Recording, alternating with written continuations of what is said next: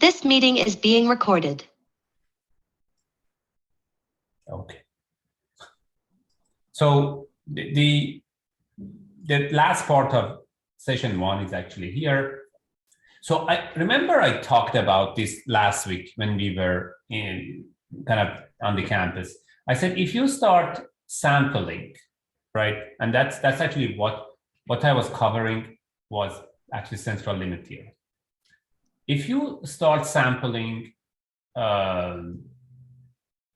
if your goal is to get an idea about heights of a woman in general, how do you do that? You take sample and you take the average of the sample, right?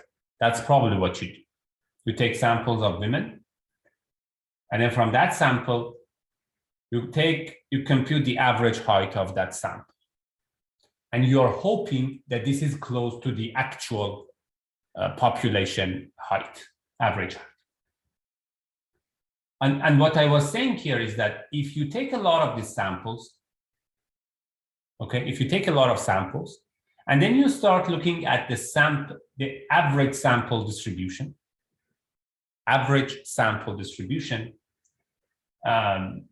obviously, let's say it's 5.55, 55, 510, whatever, you would see a lot of averages here.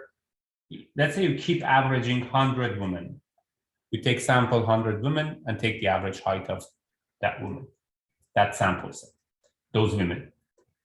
So you see, in your samples, you would see a lot of averages of 510, some 511 and some smaller amount 5.2, 5, and then 4, or all the way to 6. So hopefully that makes sense to you. And if the sample size become larger, you go with a sample size of 200, 300 or more, then it looks like this and more like a normal curve, because you're more accurate now. You're right. You take the sample size very big. This is basically the idea of central limit theorem. It is saying that, and again here, it's trying to kind of have another. So let's say, just repeating, you take a sample of 30 adults, and you want to measure their triglyceride, level. So you take a sample, and then you take the mean of that sample. It's become 187, 194, and then you basically create a sampling distribution of sample means, right? Hopefully this is clear. You take a distribution of sample means. So it is nothing but a distribution using the means computed from all possible random samples of a specific size taken from a population.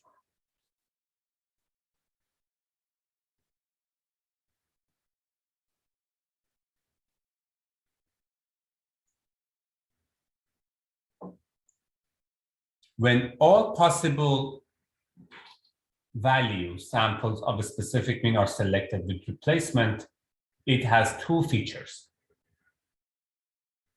The mean of the sample means will be very close to the population mean. And that's very important. The standard deviation of sample means will be smaller than the standard deviation of the population. So that's the whole purpose. Okay, why are we sampling in general? Is that we are trying to minimize the error, right? What is the error here? The error is standard deviation, right? If standard deviation was 0, what would happen? Standard deviation was 0. Every time you sample, you would get the mean, right? It's only mean. There is no dispersion. Standard deviation is a measure of dispersion, right? It's a measure of dispersion.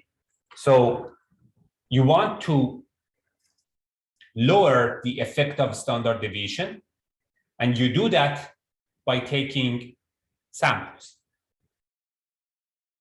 So this is the theorem.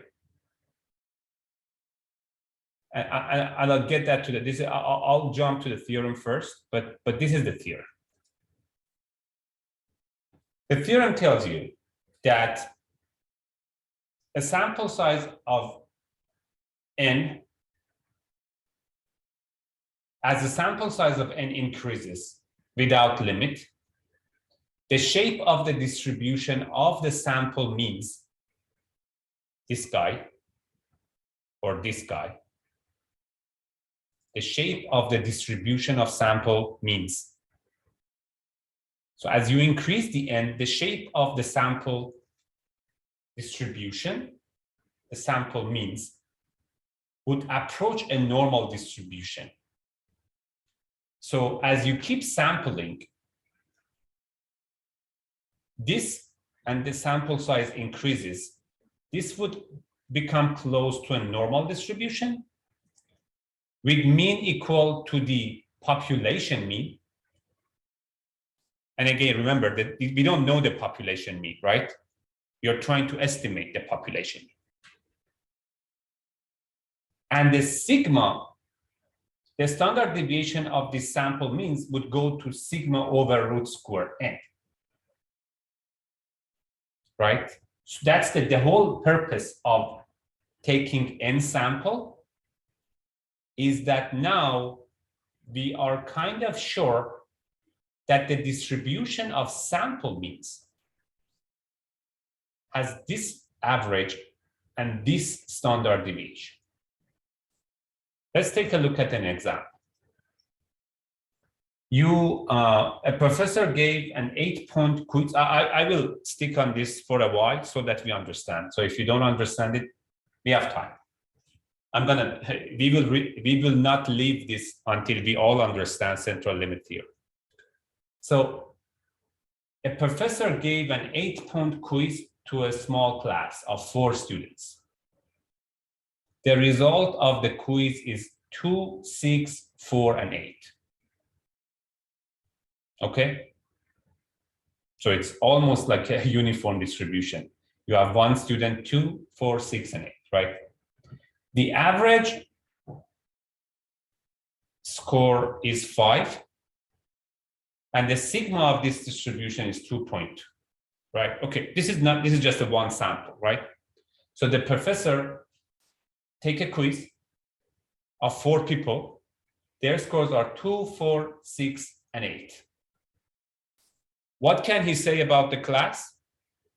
He can say that the average score of my class is 5 with a very large standard deviation. It's 2.2, right? 2.2 is not good. Can someone tell me why I'm thinking 2.2 is not good? For this example, a standard deviation of 2.2 is not good. Because it's very far from normal distribution. Actually, we already know it's not, it's almost uniform. So it's actually the opposite of normal distribution. And it cannot tell you anything, right? I mean, it tells you something. It says that the average is 5, but any score is possible, right? Any score is possible. The sigma is also telling you the same thing. It's saying that it's possible to get a score of 5 plus 2 and 5 minus 2, right? 2 point. Okay, so if this professor wants to get a better idea of this class, what should he do? He should take more samples, and he should take the mean of those samples. So now let's say the professor goes and this is from your book. Let's say your professor goes and takes samples of size 2, right? So he doesn't want to spend too much time. But he doesn't want to take a lot of, but he says, okay, he takes 2 students and he takes their scores, right? 2 and 2, the average is 2, right? 2 and 4, and he repeats this a lot. And he then compute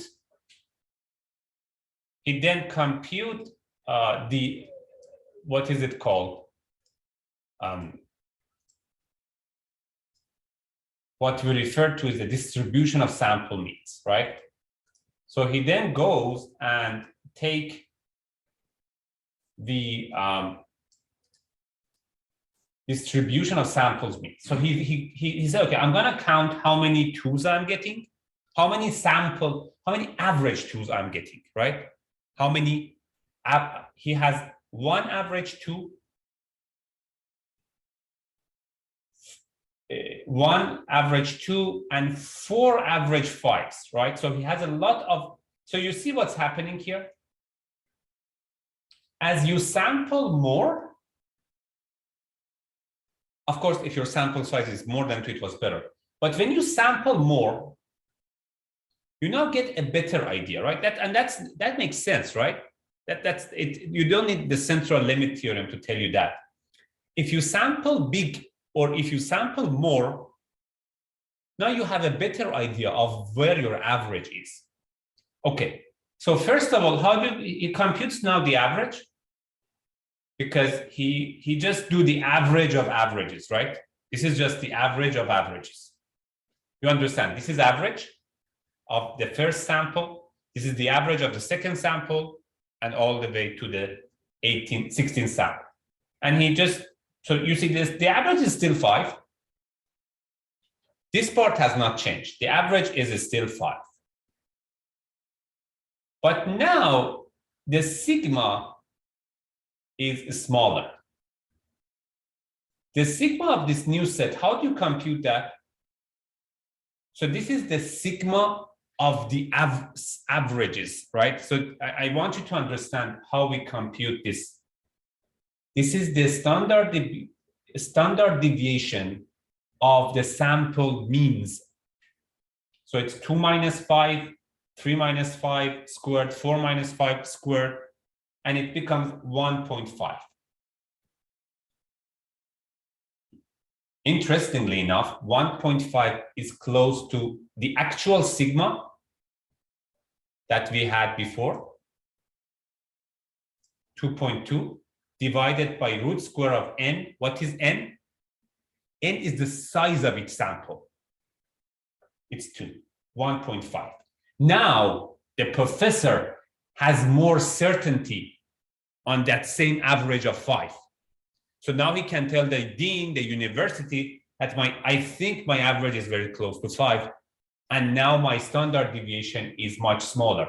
So I have now more certainty that this is probably close to my actual average compared to the past. So the difference between slide 34 and 35 is what we refer to the central limit theorem. And if he does this multiple times, this is how it looks like.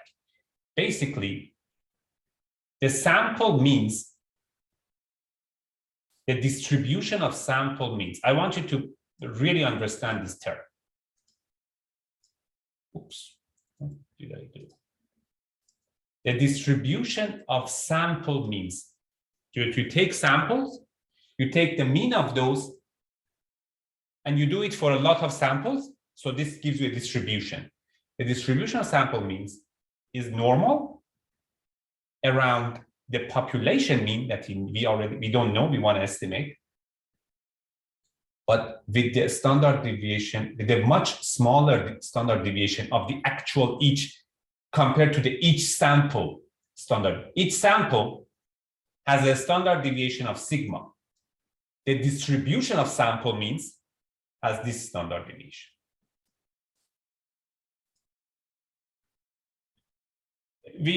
Okay, let me know if you have questions.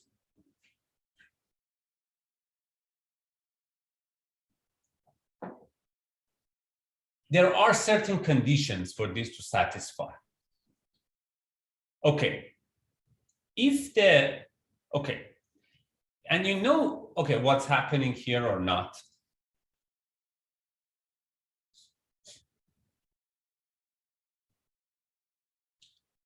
If you notice on the score scenario, so what are we trying to do here? Let's just pause for a minute and understand what we are trying to do here. I don't want to jump to the conclusions. Let's take a minute and try to understand what we are trying to do here. We are trying to estimate the population mean. Our goal is to estimate the population mean, which we don't know. right? We mentioned last session that if you had the luxury to take all of the samples and average them, you have the population mean, but we cannot do that. It's not affordable. So we take a sample and we compute the average of that sample. And we are assuming that the actual population is here. What this is, and then why are we sampling? Central limit theorem tells us that the good thing about sampling is that now the distribution of sample means it's centered around mu with a much smaller standard deviation to each of the samples standard deviation. Okay, now I know you have more certainty. Okay, so here's the thing. Going back to the student example, what do you think the actual score distribution would look like? So the whole purpose of slide 34 and 35 is say that, okay, my average is, the average student score is 5. Right, that's the whole thing. We want to get to the 5 with more certainty, with more confidence. But if I ask you another question, well, the average score of student is 5.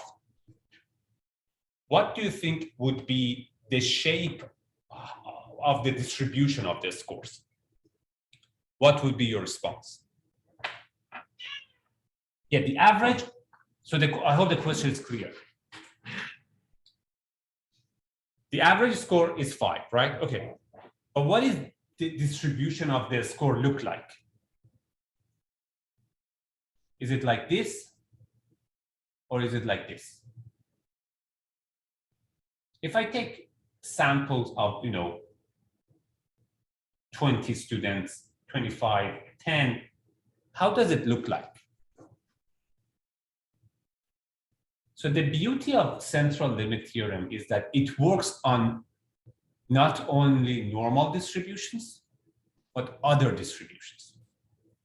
So the actual score of student may even have a uniform distribution. The score, so you may take an exam that students take from 2, 4, 6, all the way to 8 with equal probability. But using the central limit theorem, you can take the average and have a better sigma than you may have here. So if the distribution, so basically the original distribution do not need to be normal. So what we are trying to do here is that we have a distribution and we don't even know the shape of it. It could be not normal. It could be something besides normal. But if we take the sample and we compute the average of this sample and you do it multiple times, the averages, the sample means would have a normal distribution. That's what central limit theorem is trying to tell us. If the distribution of original variables is not normal, then you need a sample size of at least 30 or more.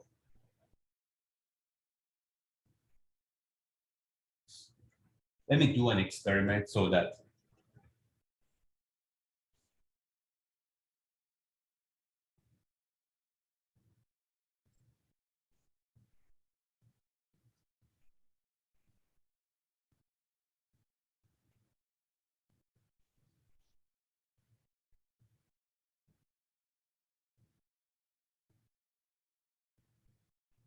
sure if this,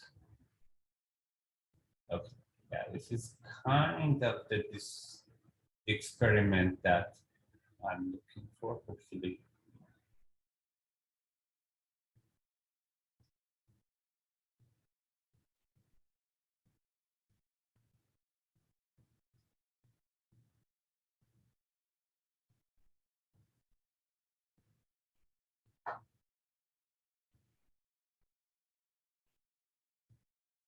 Yeah. I couldn't find, there was an experiment that would do that, but I'm going to explain this again. So,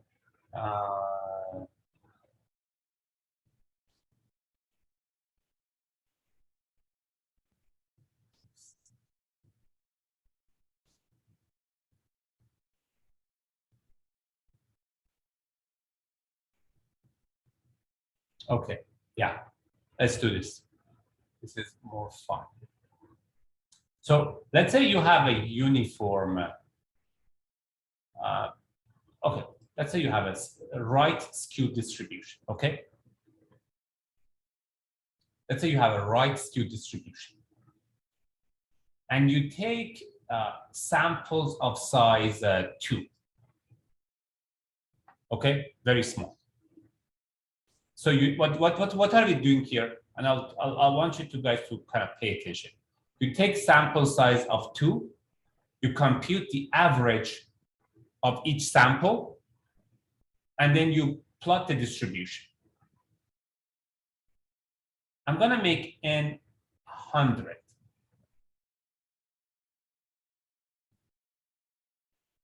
So this is a right skew distribution with, this is not normal at all, right? That we have agreed on. This is not normal at all. It's a right skew distribution with mu 102 and a sigma of 97.67. One day, if I tell you that I have a distribution like this, but I don't tell you the mu, how would you find the mu? So I give you a distribution, and by give you a distribution is that I'm giving you a function, right? So you have a function, it's a black box. You take numbers from it. And I tell you, give me the average of distribution. What would you do? So there's a black box generating random numbers in this shape, but you don't know that. And I ask you, what is the average of this distribution? You take samples, right? You take 100 samples and you average the samples, right? That's how you would do it probably. Why would that work? Because of central limit theorem. Central limit theorem says that if you take even from a very non-normal distribution, right? So if you compare this Pearson coefficient, it's going to be a very large number for this, right? Because it's heavily skewed. If you take a non-normal distribution, samples of that, and you find the average of it, and you repeat this for a lot of times, it's going to be centered around the actual mean, 102, 109, 101, with a very small sigma. What is the benefit of small sigma? Then you have more certainty on the mean. So I can tell you that I have the average height of people in this room is 6 foot with the standard deviation of 2 foot. That's useless data. And I can tell you that the average height of people here is 6 foot with the standard deviations of 1 inch. That's like a gold type of data. So you see what is the sigma here. And sampling helps you do that. If I go to 36, this is wider, you see? If I go to 25, if I go to 2, it almost looks like the actual data, right? It's almost skewed. Let's go to uniform. If I take a 2, 2 is not good. The mu is 200, but the sigma is very large. If you take it to 36, now it becomes like, so central limit theorem says, even the distribution of the actual distribution is not normal. You sample them and you take the average of the sample. The averages of the samples now has a normal distribution. Let's go back to normal. With normal, even n equal 2 is good. The only thing is that the more your distribution, the actual distribution is closer to normal, the less number of samples you need. So probably with a normal distribution, you don't, with n equal 9, you are still good. But if the actual distribution is skewed left, N9 is not good. It's still a wide thing. You need to go to 36 to have a very small sigma. I'm gonna send this to the chat so that, yeah, I hope that at least the experiment can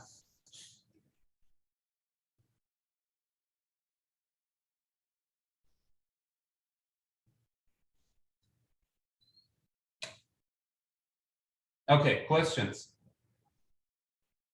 So that's central limit theorem. And I'm going to end this with a couple of examples here. So if basically the whole idea here is that even though you have the sigma as a large number, the distribution of sample means has this sigma, which is sigma over root square n. And hence it's a much more reliable number to look at. So I'm going to actually stop here. And so just take a note of what you do. For the individual data, right, okay, let me actually kind of cover the example. Just let's cover it, actually. I'm going to cover it. So the scenario is that we want to look at the hours that children watch television, right? So some organization reported that between the ages of 2 to 5, these kids watch 25 hours of, on average, they watch 25 hours of TV per week. Assuming that this is a normal distributed and the sigma is 3 hours. So if you have 20 children of the same age range, find the probability that the mean of the number is greater than 26.3 hours. So if you take a sample of 20, you want to find the probability is larger than 26.3 hours. So going back, the average is 25, right? And you're interested in larger than 26.3. So we have to look at the table, right? But with a small but. So you have to take the delta between you have to basically just do 26.3 minus 25. That's your standard. So you have to make it standard, right? How do we make it standard? We take the average out and we divide by sigma.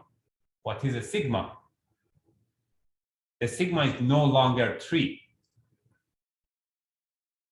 This is the sigma of the actual distribution and not the samples. Now you have a sample of 20 people. So the sigma is 3 divided by root square 20. So the sigma that you have to plug in here is it. So now that you are dealing with sample, it's the distribution of sample mean. And this is the sigma that you have to use.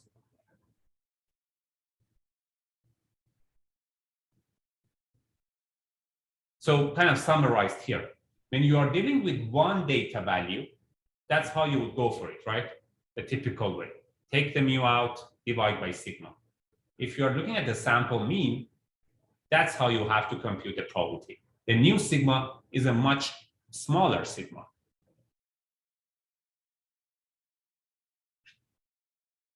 Okay, I'm gonna actually